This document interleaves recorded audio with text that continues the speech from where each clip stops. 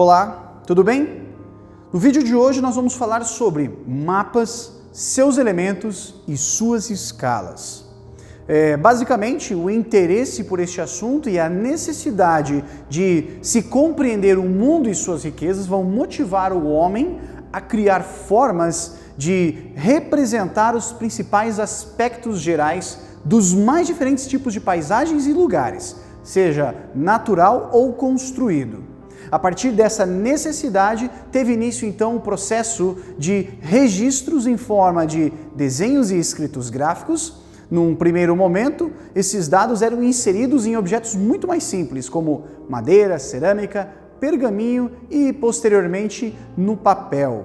Com essa prática, surgiu então a cartografia, que corresponde a um ramo, um braço da geografia, que tem como objetivo reunir o conjunto de técnicas, métodos e arte destinados à elaboração e confecção destes mapas. Os mapas correspondem a uma representação gráfica de um espaço real em uma superfície plana, como o papel, por exemplo. Em um mapa, é possível representar diferentes lugares do planeta, partindo do particular, como um bairro, uma cidade, um estado, e para o geral, como um país, continente ou planeta, como o mapa mundi. Os mapas são temáticos e são elaborados de acordo com a abordagem do estudo, dentre os vários tipos existentes. Os principais são o mapa político, no caso de estados, eles apresentam o nome dos estados e suas capitais. O mapa físico, que realiza o mapeamento dos recursos naturais, como o mapa de vegetação, hidrografia, relevo, e mapas históricos, que buscam mapear acontecimentos históricos, como, por exemplo, o Tratado de Tordesilhas ou alguma batalha de uma guerra em geral. A partir da visualização deste mapa, é possível realizar uma análise de regiões de nosso convívio ou lugares muito distantes, inclusive que nós nunca fomos, mas que, apesar disso, pode nos conhecer ou conceder outras realidades em distintos temas, como população, clima, economia, entre outros. O nível de eficiência do trabalho cartográfico, ele é proveniente de todas as evoluções tecnológicas a qual a sociedade vem atravessando, principalmente nos últimos 10 anos. A precisão destes mapas atuais, ela é provocada pela quantidade de tecnologia utilizada para coletar-se os dados, no qual são adquiridas através de fotografias aéreas, imagens de satélites, radares, além de informações oriundas provenientes ali de pesquisas de campo, para quem produz um trabalho com maior riqueza de detalhes. As fotografias aéreas, por exemplo, correspondem a um recurso usado para a coleta de dados de uma determinada área que se pretende mapear. Assim, para conceber então tais informações, são acopladas câmeras especiais a bordo de aviões que fotografam os aspectos da área em questão. A fotografia aérea já se tornou um processo antigo, se comparado então às imagens de satélite. No entanto, ela ainda é um importante instrumento no processo de criação de mapas, pois possibilita a retirada de dados muito precisos e com uma grandeza de detalhes que ainda os satélites não proporcionam. Em 1903, foi realizada uma das primeiras fotografias aéreas, e quem promoveu este feito foi o fotógrafo alemão Julius Neubronner, quando ele fixou pequenas máquinas fotográficas em pombos, acredite se quiser, em aves. Pombos fizeram então as primeiras imagens de vias aéreas, vamos dizer assim. As imagens de satélite, por sua vez, elas são obtidas a partir de satélites que giram em torno do planeta. Os sensores fixados nesses satélites retêm energia emitida pela superfície terrestre, reproduzindo-as em forma de imagens, que são importantes fontes de dado para a criação de mapas. A partir das imagens de satélite, é possível promover, então, medidas de planejamento para antecipar, por exemplo, o crescimento de uma cidade, ou além de conhecer os problemas ambientais, como vimos recentemente nos casos dos incêndios florestais no Brasil.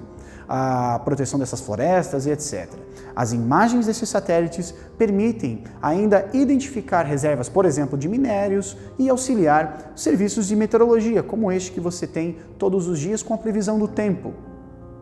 Cabe aqui neste momento apresentar então quais são os critérios e os elementos que são utilizados nesses mapas. Bom, os mapas, como nós acabamos de ver, eles formam um importante meio de comunicação, pois são instrumentos utilizados para representar um lugar específico no espaço, transmitindo não só a localização, o mapa não serve só para você saber quando você está perdido, mas também características diversas e previamente selecionadas sobre o lugar então ali em questão. Por isso, existem diversos mapas temáticos que abordam os elementos naturais e humanos do espaço geográfico. Dessa forma, como dito anteriormente, para facilitar a leitura e melhor transmitir as informações, existem alguns tipos então que são de extrema importância para que o cartograma seja mais facilmente lido. Trata-se dos elementos que compõem um mapa.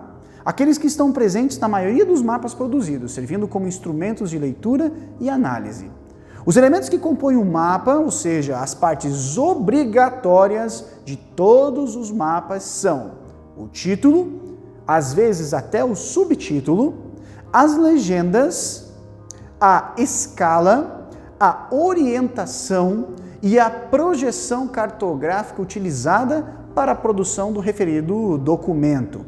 A seguir nós vamos ver então alguns exemplos de elementos destes mapas com uma explicação um pouquinho mais detalhada, ok? O título do mapa, vamos começar por ele, indica o tema, o assunto do exposto. Então, as informações gerais, como localidade, tempo em caso de mapas históricos, ou com uma precisão temporal ali exigida, além de qualquer outro tipo de informação que possa ser relevante para compreender aquilo que está sendo representado. O título é a primeira coisa que uma pessoa deve observar no mapa. A legenda, por sua vez, a segunda informação extremamente importante é a especificação do significado atribuído aos símbolos que estão presentes nos mapas. Esses símbolos podem apresentar-se em formas de ícones, cores, áreas, formas de representação, enfim, qualquer desenho que esteja dentro de um mapa, ele também vai aparecer na legenda. Alguns exemplos são clássicos, como o avião utilizado para representar um aeroporto, o azul, que é utilizado para identificar a água de um rio, de um curso d'água ou até mesmo do oceano, e o verde, utilizado para uma área de vegetação. No exemplo que você pode identificar em qualquer livro de geografia, achar um mapa com esses elementos que eu citei aqui agora não são incomuns. A orientação cartográfica é um terceiro elemento que você encontra em todos os mapas. Ela é indicada ali por pontos cardeais, que são necessários para que o leitor tenha uma correta noção da posição relativa da área que está indicada no mapa. Geralmente, ela apresenta-se nos mapas como uma setinha apontando para o norte, mas também pode ser indicada por uma rosa completa dos ventos, ok? A escala é outro elemento importante. Ela é a proporção matemática entre o tamanho verdadeiro e a respectiva representação no mapa. Existem dois tipos de escala, ok? Que você vai identificar nos mapas. Então, a primeira é a escala numérica, a segunda é a escala gráfica, ambas presentes em todos os mapas. Geralmente você tem a escala numérica ou a escala gráfica, dificilmente você tem as duas escalas no mesmo mapa, certo? A projeção cartográfica é uma outra indicação de elemento importante que você vai encontrar nesses mapas. Então você tem ela geralmente indicada no mapa ali pelo nome, por exemplo, projeção cartográfica tal. É a forma ou a base cartográfica que o autor do mapa utilizou para representar uma parte ali da Terra, por exemplo, que é esférica num plano. Então pensa só na dificuldade que é para o cientista cartográfico ali representar um objeto tridimensional num ambiente bidimensional, um 3D em 2D, né? Lembrando que 3D é todo objeto que tem altura, largura e profundidade. E o objeto 2D é somente altura e largura. Um papel só tem altura e largura, né? O planeta Terra tem altura, largura e profundidade. Então, quando o autor quer representar isso, um objeto 3D no papel, ele então vai ser desafiado a enfrentar ali algumas distorções e algumas mudanças. Ali quando ele coloca então a projeção cartográfica é justamente isso. O autor tem por objetivo mostrar para você, leitor, o que ele escolheu para projetar no papel, como ele fez isso, certo? Bom, agora que nós conhecemos melhor alguns dos elementos que compõem um mapa, esses são os ingredientes básicos para se ter um mapa, nós temos uma maior noção então sobre as suas respectivas funções, né? O que nos ajuda a interpretar conceitos e vários outros documentos com uma maior facilidade. Por fim, aqui neste vídeo nós vamos detalhar um pouquinho mais sobre um destes elementos que são as escalas. Como nós acabamos de ver, os mapas eles são representações, eles nunca vão ser fiéis 100% ao real. Eles são de extrema importância para nós e outros profissionais, como geólogos, agrônomos, engenheiros, biólogos, cartógrafos e etc. Este mapa ele possui diversos níveis de abrangência, de modo que nós podemos mapear o planeta inteiro, continentes inteiros ou partes deles, países, regiões, estados, ruas. A rua da sua casa pode ser mapeada. Todas as vezes que nós visualizamos um mapa, independente do tema, se é político, físico, histórico, como eu falei agora há pouco, nós podemos saber a distância real que há entre os dois pontos, ou o tamanho de uma área. Isso é possível por meio da verificação das escalas que estão dispostas nos mapas. Falei agora há pouco que escala é um dos elementos obrigatórios do mapa. A escala é, portanto, a variação da proporção de uma área real e quem a determina, obviamente, é o responsável pelo mapa ao passar para o papel. Nós vamos tentar passar isso por meio de um exemplo prático aqui agora. Quando se tem a intenção de construir um mapa, por exemplo, de um espaço, de uma maneira que represente ele fielmente as medidas reais do mesmo, nós podemos seguir então o princípio de alguns exemplos. Aqui segue então uma sala de aula. Ela possui 5 metros de largura por 5 metros de comprimento. A mesma ela pode ser representada da seguinte forma, se colocada em escala. Cada centímetro no papel equivale a 1 metro na vida real, ou 100 centímetros na vida real. Desse modo, a escala produzida neste desenho desta sala de aula aqui colocada para vocês seria de 1 para 100, ou 1 centímetro para cada 100 centímetros da vida real. 1 centímetro no papel, representando 100 centímetros na vida real.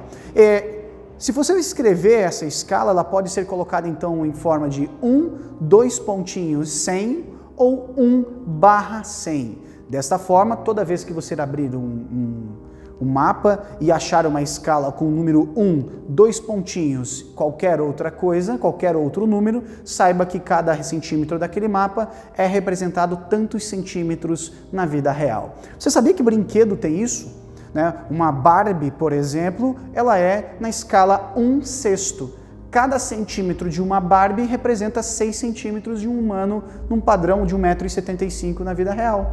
Você tem brinquedos de coleção, carrinhos de miniatura, metálicos ou não, navios, aviões, etc., que são produzidos em escalas. Então você tem escala 1 para 48, 1 para 72, 1 para 100.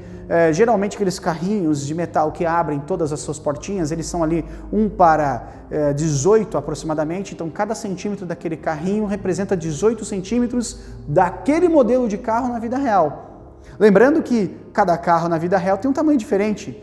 Então cada carrinho vai obedecer à proporção também do carro na vida real. Basicamente, é assim que se produz uma escala, e nos mapas não seriam diferentes. Basicamente, existem 2 tipos de escalas, como eu disse agora há pouco, com 2 formas de se mostrar ao público. Esta forma que eu acabei de falar é a escala numérica, onde você vai encontrar o número 1, uma barra, e o número em que ele representa de centímetros na vida real. O exemplo que eu dei da sala de aula aqui agora há pouco foi de 1 para 100. Você pode ter também a escala gráfica, que é a mesma coisa, só que visualmente o leitor não vai encontrar os números que eu acabei de citar. Na escala gráfica, ela vai ser representada por uma linha estabelecida na horizontal, e esta linha tem exatamente 1 centímetro, né? E ela vai conter as divisões precisas entre os seus pontos ali. Na mesma ali, você vai expor então o que existe na superfície real. A escala representa que cada centímetro no papel, por exemplo, corresponde a tantos quilômetros na superfície real. A escala gráfica geralmente é utilizada em mapas maiores, por exemplo, Brasil, da América ou até no mundo. Então você tem um risco na horizontal, representando 1 centímetro exato no papel, e dentro dele você tem a representação em quilômetros ou metros de um lugar muito maior. Por exemplo, você vai pegar aqui um mapa da região do seu bairro e cada centímetro no papel representa 3 quilômetros na superfície real. Na escala numérica, né, que nós falamos agora há pouco, ela vai ser exposta no mapa em formato numérico fracionário, né, que é 1/tanto. A escala gráfica ela é representada por este risco. Espero que tenha ficado um pouco mais claro para você. Minha sugestão é que você procure alguns mapas diferentes aí pelo Google, digita lá Mapa do Brasil no Google e vai em imagens. Você vai ter um mundaréu de mapas diferentes em que você vai ter a oportunidade de abrir e verificar se o site que expõe estes mapas obedeceu então os critérios que eu acabei de te ensinar. Qualquer dúvida, você pode enviar sua mensagem ao PDA ou Google Class, são as mesmas ferramentas que nós utilizamos, e verifique as suas atividades lá, ok? Até a próxima!